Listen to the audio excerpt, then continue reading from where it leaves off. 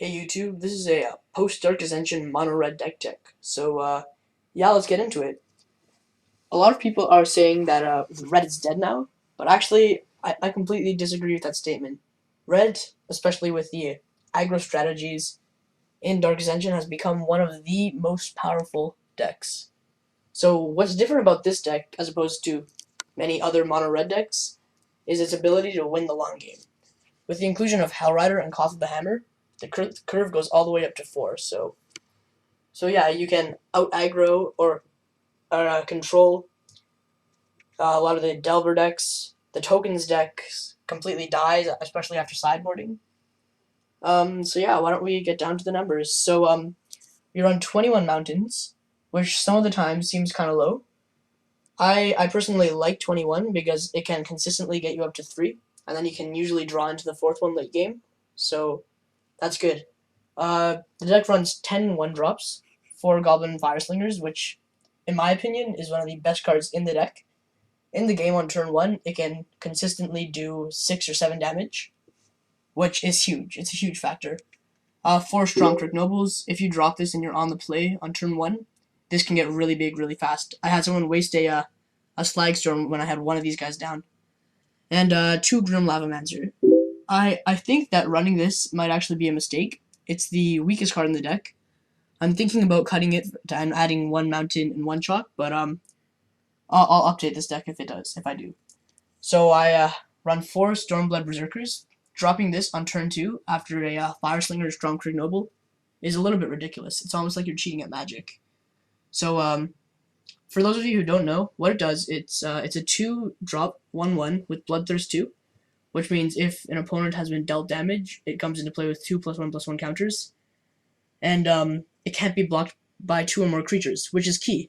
Because on turn 2, not many decks have 2 guys out. Except for some of the Delver decks, but even then, it's unlikely.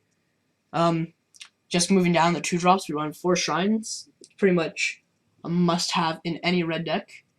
Can deal, well, I had to deal about 7, 8, and 18 damage in a control game, so yeah, this is an amazing deck. Something that's really interesting about this is the spell doesn't actually have to resolve. It's key in a lot of control games because they counter pretty much half your spells, so yeah, the counters go on the shrine even if the spell doesn't resolve. So moving into the 3 spot, we run 4 Chandra's Pheonix.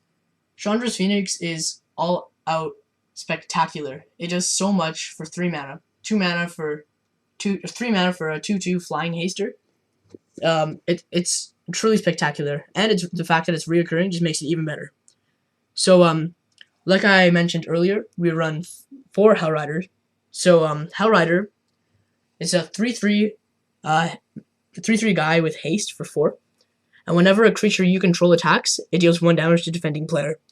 So already on its own, it's going to be attacking for 4 damage, or attacking for 3 and dealing 1 extra as soon as it hits the battlefield.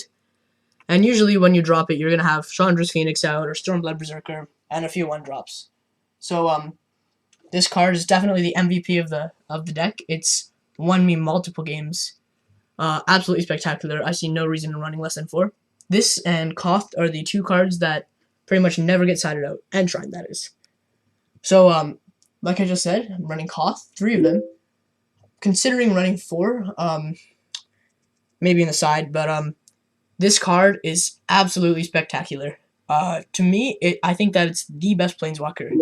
So I know a lot of you are going to start hating and saying that Jace the Mind Sculptor is the best, 4 converted manic, same thing. Well, Jace the Mind Sculptor, it's great and all, but, control is dead. It's decent in Legacy, Modern.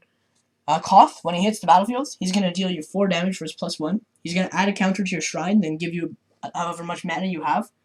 And his ultimate is absolutely ridiculous. If you ultimate him, it's game over. There's no point in even playing it out. I actually had someone scoop in the face of me just having a Koth at 5. So yeah, Koth is spectacular, especially right before or right after a hellrider. It attacks for 5. And yeah, these 2 cards are usually one of my finishers, and that and Shrine. So moving down to the burn suite, I run 2 shocks. They really should be galvanic blasts, but I just don't have any. I'm going to run down to my local store and pick them up. They're like 25 cents, so I'll get those. 3 arc trail. Arc trail is absolutely spectacular. 2 damage to one target and 1 damage to another. So usually it's a 2-for-1. Can kill 2 delvers. I've actually had that happen before, killing 2 delvers. Yeah, all out spectacular card. I would run more, but a lot of the time they don't have 2 targets, and drawing in, especially against control, drawing into 2 when they only have 1 guy on the field is not a good thing. Which brings me to incinerate. I'm only running 2. The other 2 are in the side. 3 damage for 2. Or just 2 damage. Yeah, 3 damage for 2. It's decent. I feel spoiled because I played with lightning bolt, but it's pretty much a must-have. It's one of the best spells or red spells in the format. So yeah, that's good. And then finally we run 3 brimestone volleys. All out spectacular card. 3 damage for what's always going to be 5 is really, really strong. So yeah, that's the deck. I'll run over the sideboard really quickly. 3 manic vandals for artifact decks, like the Tezzeret one. 2 batterskulls, which is probably a mistake. 5 mana is a little bit much, but it's good with the life gain. 2 graffdigger's cage, which is absolutely spectacular. This card alone has won me games against Delver completely. I was actually playing the lingering Delver spirits thing deck. Played this on turn 1, completely disabled everything. He had a plain snapcaster on turn 3. That was his best play. So this deck has won me lots of things. It also destroys frights and a bunch of combo decks. Not many combos in the format, but the Havengul Lich Heartless Summoning one gets destroyed with this. 2 ratchet bombs for tokens. We have a very good token matchup, especially after sideboarding.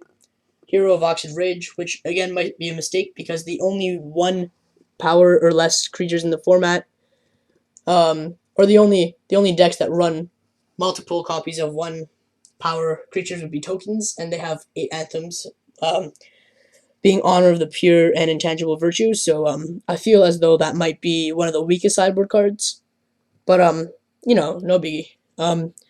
2 Incinerates, like I said earlier. I usually take out the shocks in control matchups and replace them with these, just because 3 damage is a little bit better than 2. 1 gut shot against Delver and 1 slagstorm against other aggro decks. So this deck has actually won 2 FNMs in a row. I've only been playing it for 2 weeks. It's spectacular. No one expects it. No one's playing red anymore. It's really good because it's a lot slower. Well, not slower. It has the ability to be an extremely aggressive deck with running 10 1-drops, a bunch of 2-drops, 3-drops, and it can also be just an amazing control deck, and it will win the long game, surprisingly. Its worst matchup is against Wolfrun Ramp, because on turn 4, well, there's nothing you can do if they play a turn 4 Titan, and it's not fair. But yeah, I hope you enjoyed watching this, and yeah, if you want to, please rate, comment, and subscribe. That would be great. Alright, well, see you later, YouTube.